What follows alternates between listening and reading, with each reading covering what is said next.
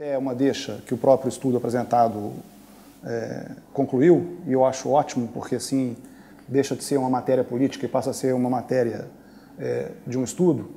O que eu acho discutível é o conceito de FTA, né? Ou seja, pensem o que é FTA. FTA é free to air, quer dizer, num país onde de cada 10 pessoas, 8 assinam um cabo, onde é que está o free to air aqui, né? Já deixou de ser há muito tempo. Portanto, eu acho que esse é o conceito discutível.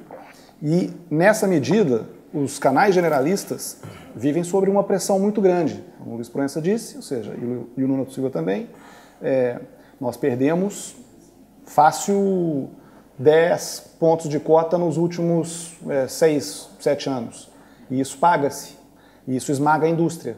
Foi apresentado um novo estudo estratégico sobre o setor de produção de televisão em Portugal, que recomenda a reformulação da lei da TV e do audiovisual. O documento, da Augusto Mateus e Associados, chama a atenção da importância de se desenvolver uma indústria local a sério, conforme as palavras do coordenador em declarações à Avitec. Se tudo está a mudar do ponto de vista das plataformas tecnológicas, do ponto de vista da digitalização, do ponto de vista dos dois funis que eu falava, então nós precisamos de adaptar as leis. Não é fazer uma revolução legal. E mais valia, nesta recomendação, trocar a capacidade de jogarmos bem o jogo dos próximos 10 anos, de uma forma decente, do que fazer a lei perfeita. Portugal tem a tendência para fazer as leis perfeitas que induzem a realidade mais imperfeita, não é? Bom, a ideia principal é que estamos perante uma atividade a viver uma grande turbulência no coração de transformações tecnológicas e civilizacionais muito importantes e, portanto, a necessitar de um enquadramento flexível e inovador e não de rigidez que limita drasticamente a sua expansão. Por outro lado, também se destaca que é uma atividade absolutamente relevante do ponto de vista dos objetivos para um futuro melhor para a humanidade. Economia baseada no conhecimento, criatividade, cidades mais vibrantes, pessoas com melhor qualidade de vida. Para permitir que estas atividades discutam entre si como é que partilham, como é que podem partilhar essas oportunidades e depois muita coisa que nós aqui propomos em parceria e cooperação. Isto é, Augusto Mateus, antigo ministro da Economia, deixou um apelo a todos os participantes ao longo da cadeia de valor. Isto é, para podermos criar valor hoje em dia no mundo, nós temos que cooperar ao longo das cadeias de valor. Portanto, não é a propósito de o meu canto, onde é que eu fico, onde é que eu me sento. É a propósito de o que é que eu faço com os outros. Fica aqui um desafio de uma maior complexidade das relações em todos os participantes ao longo da cadeia de valor. E, portanto, a necessidade de um jogo mais cooperativo e mais equilibrado na redistribuição das oportunidades e do retorno dessas atividades. Por outro lado, desafios muito grandes para a regulação pública, na medida em que é preciso clarificar o quadro de regras, o quadro de incentivos e, sobretudo, o papel da política pública no desenvolvimento e na reorientação destas atividades. O mesmo estudo avança que, a nível nacional, o setor da produção de conteúdos audiovisuais é composto por cerca de 1.500 empresas, das quais mais de metade em nome individual. Avança ainda que há uma reduzida dimensão do mercado doméstico e um baixo nível dos apoios públicos específicos para o audiovisual.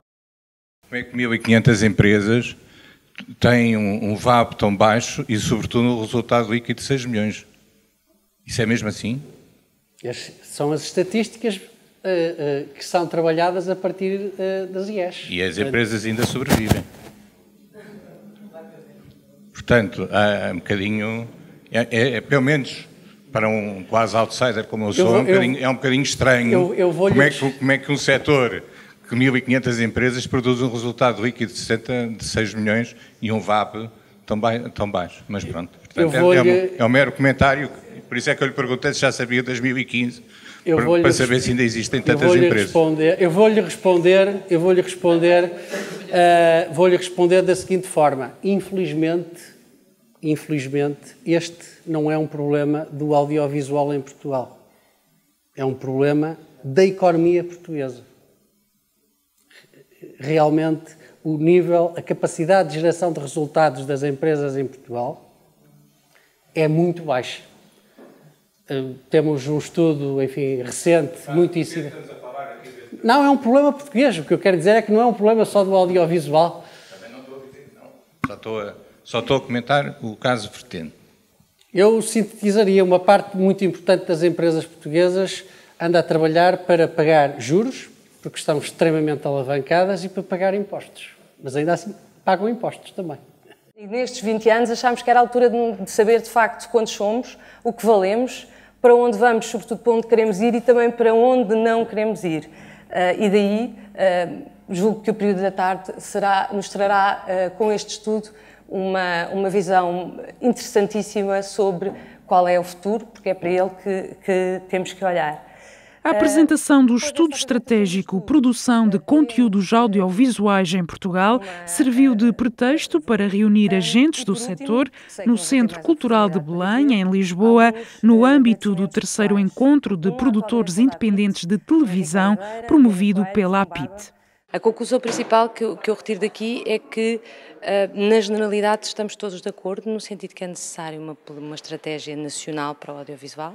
Estratégia essa que passa por políticas públicas, obviamente, e que passa por um reconhecimento da necessidade de internacionalização dos nossos conteúdos. Portanto, se eu tivesse que concluir isto, é trabalhar para internacionalizar, com ajudas e com incentivos e com políticas integradas para o audiovisual. Basicamente, há aqui um nível de produção de conteúdos que está bastante articulado com a criação, com a propriedade intelectual, com tudo o que é a montante essencial para haver conteúdos que possam ser fruídos pelos consumidores e, obviamente, a defesa daquilo que é a diversidade dentro da cadeia de valor para poder chegar a conteúdos mais qualificados, a melhor preço, mais próximos da vida dos consumidores. Portanto, basicamente, é esse o interesse de juntar pessoas diversas numa lógica em que ficou claro que elas são forçadas, de alguma maneira, no seu próprio interesse, a colaborarem entre elas ao longo de uma vasta cadeia de valor. Há coisas que não estão sujeitas à alternância dos anos e há datas para comemorar. E, de facto, a APIT este ano celebra os 20 anos e considerámos que era uma boa altura de não evitar, mas sim considerar este ano o ano do encontro dos produtores independentes. Entretanto, Susana Gato refere que esta 3ª edição só estava prevista acontecer em 2017, mas o 20º aniversário da Associação de Produtores Independentes de Televisão fez antecipar o encontro. Este encontro, como todas as iniciativas que a APIT faz, são pensadas para vocês, para responder às vossas necessidades, dificuldades, ansiedades, e daí este meu primeiro agradecimento. Vocês são a razão de ser de tudo isto. Um trabalho muito, para mim, muito gratificante, no sentido de defender os direitos e interesses dos produtores independentes, mas o objetivo, para já, principal, eu acho que significam a criação de um tecido empresarial um bocadinho mais consistente. Durante muito tempo, ou durante algum tempo, houve aqui uma entrada e saídas de produtores que nasciam e desapareciam, e nos últimos anos eu tenho sentido uma consolidação das empresas que existem. E se elas forem só 20 ou 23, mas forem consistentes, o setor será seguramente muito mais forte. Eu acho que a APIT contribuiu nestes 20 anos para conseguir construir isso, e só por isso já valeram seguramente a pena. Como eu disse, os encontros eram de 2 em 2 anos, portanto 2013, 2015 deveríamos estar só em 2017 a fazer o 3º, portanto como fizemos em 2016, o próximo encontro será em 2018, mas seguramente que em 2017 teremos outras iniciativas também bem interessantes, estou certa disso. É por isso que é um bom encontro, não é? Às vezes 2 encontros anuais, nenhum é bom, e 2 em 2 anos é melhor. Isso depende muito da experiência das pessoas, da forma como elas funcionam. O que não faz sentido é encontros por encontros, não é? Desde que os encontros sejam bons e produtivos, todos. Sabemos que investir em séries no prime time nos dá muito menos audiência do que se tivéssemos uma telenovela.